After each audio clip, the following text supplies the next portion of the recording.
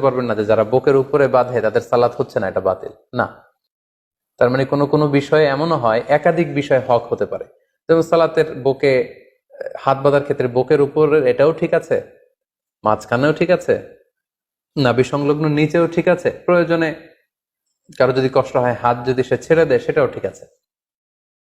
অনেকে বলে যে এটাও ঠিক ওইটাও ঠিক, এটা কেমন করে হয়? তাদের জন্য এই হাদিসটা একটা বড় ধরনের দলিল যে কোনো বিষয়ে একাধিক মতামত হক হতে পারে, একাধিক মতামতই সহি হতে পারে। নট নেসেসারি যে একটা বিষয়ই সঠিক হতে হবে, কখনো কখনো একাধিক বিষয়ও সহি হতে পারে। হাত তোলা সুন্নাত, তোলেন। রাফউল ইয়াদাইন যদি করেন, অভ্যাস যদি থাকে, বারবার হাত তোলা তুলেন, প্রতিবার তুললে 10টা করে সওয়াব। আমিন বলবেন, যে মসজিদে জোরে জোরে বলেন, আস্তে তো আস্তে বলেন, কিন্তু বইলেন, বলার দরকার আছে না নাই? প্রিয় দর্শক, আবারও মিজানুর রহমান আজহারীর একটা ফতুয়া নিয়ে খুব তোলপাড় চলতেছে।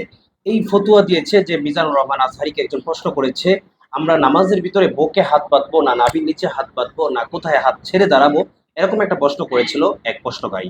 আমাদের মিজানুর রহমান আজহারী সাহেব চমৎকার ভাবে প্রশ্নের উত্তরটা দিয়েছে যদিও, কিন্তু আসলে কোথায় কিভাবে ফতুয়া দিবে এটা তো ঠিক করবে ফতুয়া বিভাগ এবং মুফতি সাহেব। আমরা যতটুকু জানি আমাদের মিজানুর রহমান আজহারী সাহেব মুফতি না, আমাদের ডক্টর এনায়েতুল্লাহ আব্বাসী সাহেব এটার চমৎকার ভাবে একটা ফিনিশিং দিয়েছেন।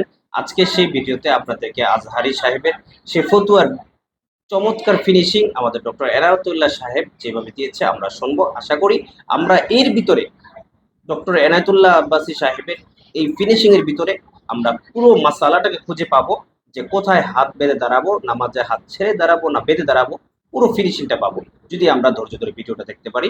তাহলে আশা করি এই ভিডিওটা দেখার পর আপনাদের ভিতরে আর বিতর্ক থাকবে না। চলুন কথা না বাড়িয়ে ভিডিওটা দেখে আসি। পারবেন না যে যারা বুকের উপরে বাঁধে তাদের সালাত হচ্ছে না, এটা বাতিল না। তার মানে কোনো কোনো বিষয়ে এমনও হয়, একাধিক বিষয় হক হতে পারে। যেমন সালাতের বুকে হাত বাঁধার ক্ষেত্রে বুকের উপরে এটাও ঠিক আছে, মাঝখানেও ঠিক আছে, নাভি সংলগ্ন নিচেও ঠিক আছে, প্রয়োজনে কারো যদি কষ্ট হয় হাত যদি সে ছেড়ে দেয় সেটাও ঠিক আছে। অনেকে বলে যে এটাও ঠিক ওইটাও ঠিক, এটা কেমন করে হয়? তাদের জন্য এই হাদিসটা একটা বড় ধরনের দলিল যে কোনো বিষয়ে একাধিক মতামত হক হতে পারে, একাধিক মতামতই সহি হতে পারে। নট নেসেসারি যে একটা বিষয়ই সঠিক হতে হবে, কখনো কখনো একাধিক বিষয়ও সহি হতে পারে। হাত তোলা সুন্নাত, তোলেন। রাফউল ইয়াদাইন যদি করেন, অভ্যাস যদি থাকে, বারবার হাত তোলা তুলেন, প্রতিবার তুললে 10টা করে সওয়াব। আমিন বলবেন, যে মসজিদে জোরে জোরে বলেন, আস্তে তো আস্তে বলেন, কিন্তু বইলেন, বলার দরকার আছে না নাই? আমরা নামাজে যখন দাঁড়াই রফিয়া দেনে কয়বার হাত তুলি, আর ওনারা কয়বার? বারবার। এখন এই যে বারবার হাত তোলা, এই হাদিসটা বুখারী শরীফে আছে, বুঝলেন? আব্দুল্লাহ ইবনে ওমর বর্ণনা করছেন, প্রত্যেক উঠতে বসতে রুকুতে যাওয়ার আগে সাজদায় যাওয়ার আগে হাত তোলা। আমরা হানাফিগণ এই হাদিসটাকে মনে প্রাণে বিশ্বাস করি, আমল করি না। কেন? আমাদের কাছে বুখারীর উস্তাদ আহমদ বিন হাম্বল থেকে হাদিস এসেছে, হাদিসটি বর্ণনা করেছেন আব্দুল্লাহ ইবনে আব্বাস। ওয়ান আব্দুল্লাহ ইবনে আব্বাস রাদিয়াল্লাহু তাআলা আনহুমা আন্নাহু قال আশারাতুন মান শাহিদা লাহুম রাসূলুল্লাহ সাল্লাল্লাহু আলাইহি ওয়াসাল্লাম আল জান্নাহ মা কানু ইয়ারফাউনা আইদিয়াহুম ইল্লা ফি ইফতিতাহিস সালাহ।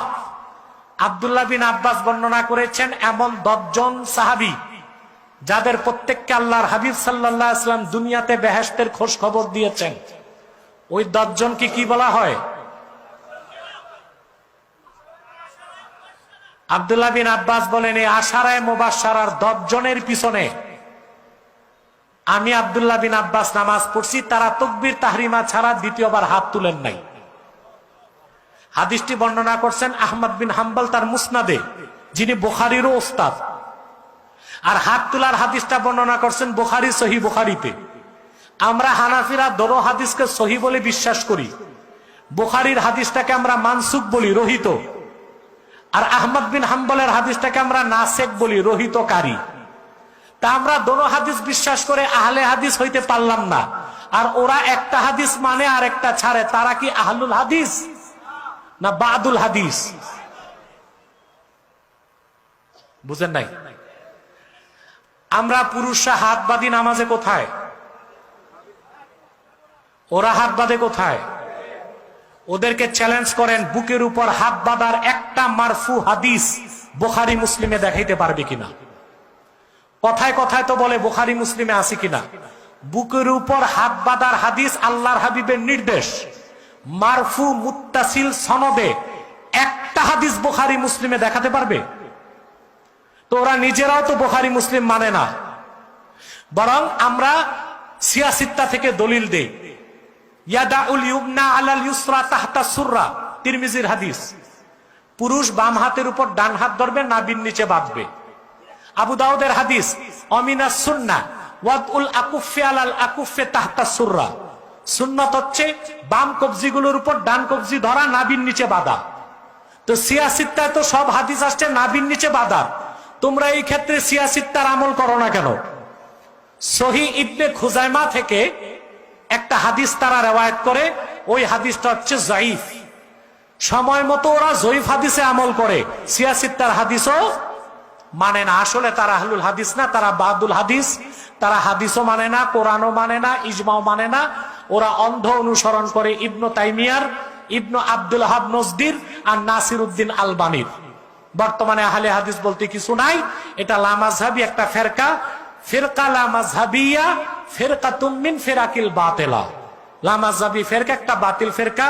কাবা ঘরের ইমাম আব্দুর রহমান আল সুদাইস তিনি গত 4 থেকে 6 বছর আগে তার এক খুতবায় লামাযহাবীদেরকে বাতিল ফেরকা বলে ঘোষণা দিয়েছেন।